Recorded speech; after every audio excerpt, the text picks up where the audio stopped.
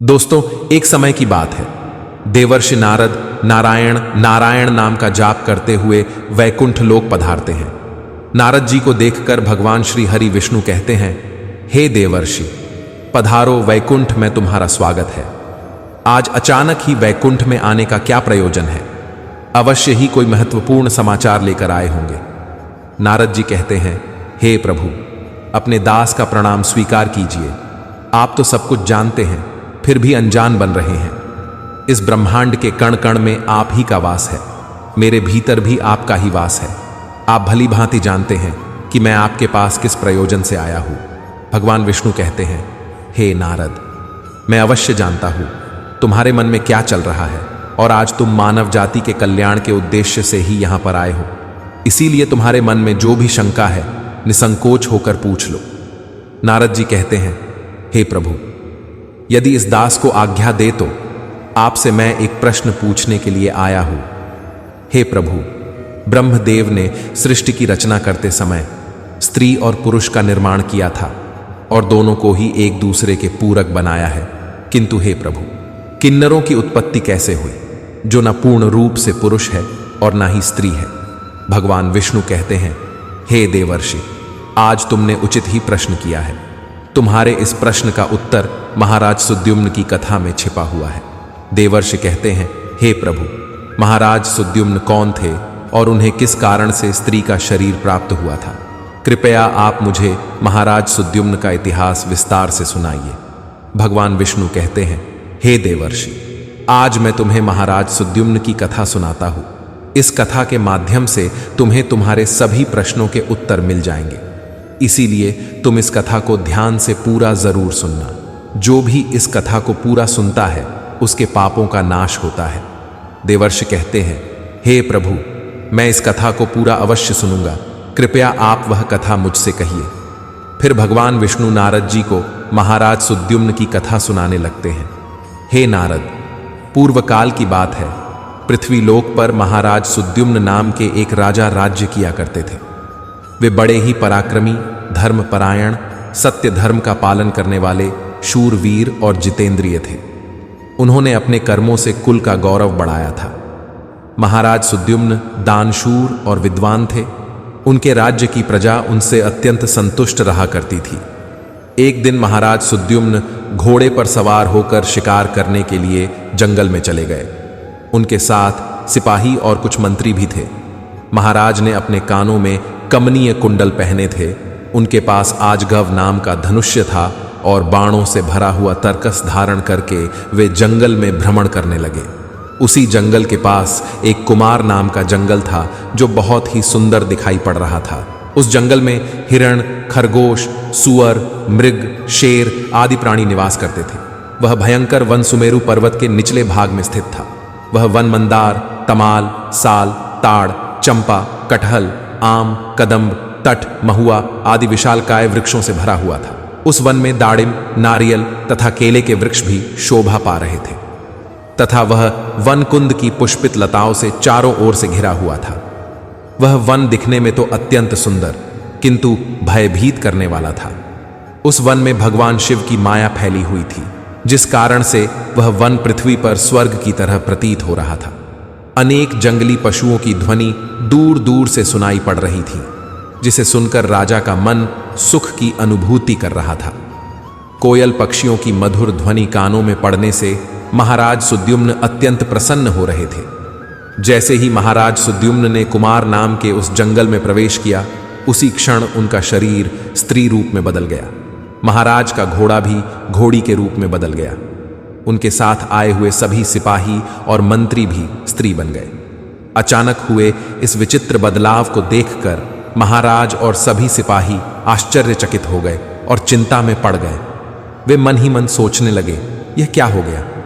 महाराज सुद्युम्न अपने स्त्री रूपी शरीर को देखकर बहुत दुखी होकर लज्जित हो गए और अपने सिपाहियों से कहने लगे, यह हमारे साथ क्या अनिष्ट हो गया है? हम सभी अचानक से पुरुष से स्त्री कैसे बन गए? अब हम क्या करें? स्त्री का शरीर लेकर हम घर कैसे जाएं और कैसे मैं राज्य का संचालन करूंगा? हमारी प्रजा हमें देखकर क्या कहेगी? देवर्षि भगवान विष्णु से कहने लगे, हे प्रभु, आपने यह बड़े आश्चर्य की बात कही है।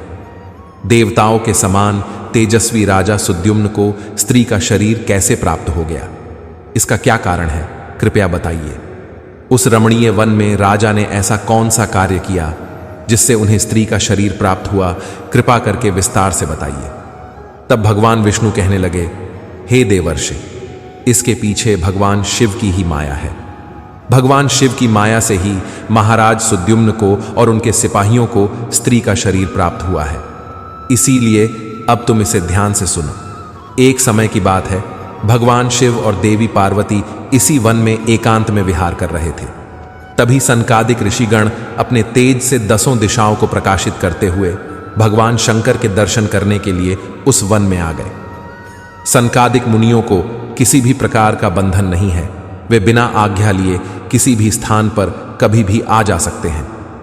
फिर जब वे चारों मुनि भगवान शंकर के दर्शन के लिए उस वन में आ गए तो उन्होंने देखा कि देवी पार्वती और भगवान शिव एकांत में विहार कर रहे थे। सनकादिक मुनियों को अचानक से उस स्थान पर आता हुआ देखकर देवी पार्वती अत्यंत लज्जित हो गई। देवी पार्वती तुरंत भगवान शिव से दूर होकर खड़ी हो गई। जब उन चारों मुनियों ने देवी पार्वती और शिव जी को एकांत में विहार करते हुए देखा तो वे तुरंत ही वहां से लौटकर नर नारायण के आश्रम की ओर चले गए। जब भगवान शिव ने पार्वती को लज्जित होकर दूर खड़ा हुआ देखा तो वे कहने लगे, हे प्रिय, तुम इस प्रकार से लज्जित क्यों हो रही हो? वे चारों तो हमारे पुत्र के समान हैं, उनसे तुम्हें लजाना नहीं चाहिए। देवी पार्वती कहने लगी, हे प्रभु, स्त्री को अपने पुत्र के सामने भी कभी पति के साथ विहार नहीं करना चाहिए, उसे सदैव ही मर्यादा में ही रहना चाहिए। आपने तो कहा था इस स्थान पर कोई नहीं आएगा, फिर हमारे एकांत में विघ्न निर्माण करने के लिए ये चारों मुनि कहाँ से आ गए? आप तुरंत ही कोई ऐसा उपाय कीजिए जिससे कोई भी इस वन में ना आए, नहीं तो मैं इस स्थान से चली जाऊंगी। तब भगवान शिव ने कहा, हे प्रिय, ठीक है, तुम्हारे इस दुख को दूर करने के लिए मैं अभी उपाय करता हूं। हे प्रिय, आज से ही इस वन में कोई भी पुरुष भूल से भी आ जाएगा तो वह स्त्री हो जाएगा। हे देवर्षि, उस दिन से जो भी उस वन में जाता है वह स्त्री बन जाता है। जो लोग यह जानते हैं कि उस वन में शिव जी की माया फैली हुई है, वे भूल से भी उस वन में नहीं जाते हैं। किंतु महाराज सुद्युम्न इस बात को नहीं जानते थे और वे अज्ञानवश अपने सिपाहियों के साथ उस वन में चले गए और शिव जी की माया के प्रभाव में आकर उनका पुरुषत्व नष्ट हो गया और वे सभी स्त्री बन गए। स्त्री का शरीर प्राप्त होने के बाद महाराज लज्जावश घर नहीं गए और उसी वन में इधर उधर भटकने लगे। स्त्रीत्व प्राप्त होने के कारण उनका नाम इला पड़ गया। इस प्रकार से महाराज सुद्युम्न इला के रूप में वन में अपनी सखियों के साथ इधर उधर भटकने लगे। एक दिन वे सभी वन में सुंदर जलाशय के पास खेल रहे थे। उसी समय चंद्रमा के पुत्र बुध उसी स्थान से गुजर रहे थे। अनेक स्त्रियों के साथ भ्रमण करती हुई उस युवती इला को देखकर चंद्रमा के पुत्र बुध उस पर मोहित हो गए। उस इला के सुंदर तथा मनमोहक रूप को देखकर बुद्ध जी मंत्रमुग्ध हो गए और उसी क्षण उनके मन में उस इला को पाने की इच्छा प्रकट हो गई। जब इला ने भी बुद्ध जी का सुंदर रूप देखा तो वे भी बुद्ध जी पर मोहित हो गई और उन्हें अपना पति बनाने के लिए व्याकुल हो उठी। इस प्रकार से इला और बुद्ध दोनों ने एक दूसरे को देखकर अपना प्रेम प्रकट किया। परस्पर अनुराग के कारण उन दोनों ने विवाह कर लिया और कुछ दिनों में उन दोनों के बीच संयोग हुआ। फिर बुद्ध ने इला के गर्भ से एक संतान को उत्पन्न किया जिसका नाम पुरुरवा रखा गया, जो आगे चलकर चक्रवर्ती सम्राट हुआ। पुत्र को जन्म देने के बाद भी वह इला उसी वन में रहने लगी। फिर एक दिन इला अपने पहले के पुरुष रूप को याद करके चिंता करने लगी। तभी उसने मुनिश्रेष्ठ वशिष्ठ जी का स्मरण किया। इला के द्वारा स्मरण करते ही मुनिवर वशिष्ठ जी उस स्थान पर प्रकट हुए। मुनि वशिष्ठ जी इला से कहने लगे, हे देवी, आप किस कारण से दुखी हैं? यदि कोई गोपनीय बात ना हो तो तुम मुझे तुम्हारे दुख का कारण बताओ। तब वह इला वशिष्ठ जी से कहने लगी, हे मुनिवर, इस वन में आने से पहले मैं एक पुरुष थी, मेरा नाम सुद्युम्न था, किंतु इस वन में आते ही मेरा शरीर स्त्री का बन गया है। ऐसा किस कारण से हुआ, कृपया मुझे बताइए। तब मुनि वशिष्ठ जी कहने लगे, हे देवी, शायद तुम नहीं जानती होगी, इस वन में भगवान शिव की माया फैली हुई है। उन्होंने इस वन को ऐसा श्राप दिया है कि जो भी पुरुष इस वन में आएगा वह स्त्री बन जाएगा। उन्हीं भगवान शंकर की माया के कारण तुम्हें स्त्री का शरीर प्राप्त हुआ है। फिर वह इला कहने लगी, हे मुनिवर, कृपा करके मुझे मेरा पूर्ववत शरीर प्रदान कीजिए। मेरी प्रजा मेरे बगैर दुखी है। मैं ऐसी हालत में अपने राज्य में नहीं लौट सकती। मुनि वशिष्ठ जी से महाराज सुद्युम्न की ऐसी अवस्था देखी नहीं गई। महाराज बड़े शूरवीर और पराक्रमी थे, किंतु शिव जी की माया के कारण उन्हें स्त्री का रूप प्राप्त हुआ था। वशिष्ठ जी कहने लगे, हे वत्स, तुम चिंता मत करो, मैं भगवान शिव से प्रार्थना करके तुम्हारी सहायता करूंगा। तब वशिष्ठ जी ने उसी स्थान पर समस्त लोकों का कल्याण करने वाले भगवान शंकर की आराधना करना आरंभ किया। भगवान शंकर वशिष्ठ जी की आराधना से अत्यंत प्रसन्न हुए और साक्षात उन्हें दर्शन देकर कहने लगे, हे मुनिवर, मैं आपकी भक्ति से अत्यंत प्रसन्न हूं। आपको जो भी मनोवांछित वर चाहिए उसे मांग लो। तब वशिष्ठ जी भगवान शंकर से कहने लगे, हे प्रभु, आपके दर्शन से मेरा व्रत सफल हुआ। हे भोलेनाथ, मेरी बस यही कामना है कि आप मेरे शिष्य महाराज सुद्युम्न को पुनः पुरुष बना दीजिए। फिर शिव जी ने कहा, हे मुनिवर, मेरी ही माया के कारण सुद्युम्न को स्त्री का शरीर प्राप्त हुआ है, इसीलिए मैं ही इसे पुरुष का शरीर प्रदान करता हूं। किंतु राजा सुद्युम्न 1 मास के लिए पुरुष बने रहेंगे और 1 मास के लिए वे स्त्री बने रहेंगे। इतना कहकर भगवान शिव उस स्थान से अंतर्ध्यान हो गए। इस प्रकार से वशिष्ठ जी की कृपा से और भगवान शिव के आशीर्वाद से महाराज सुद्युम्न को 1 मास के लिए पुरुष का शरीर प्राप्त हुआ और वे अपने राज्य में लौट गए और सुखपूर्वक राज्य करने लगे।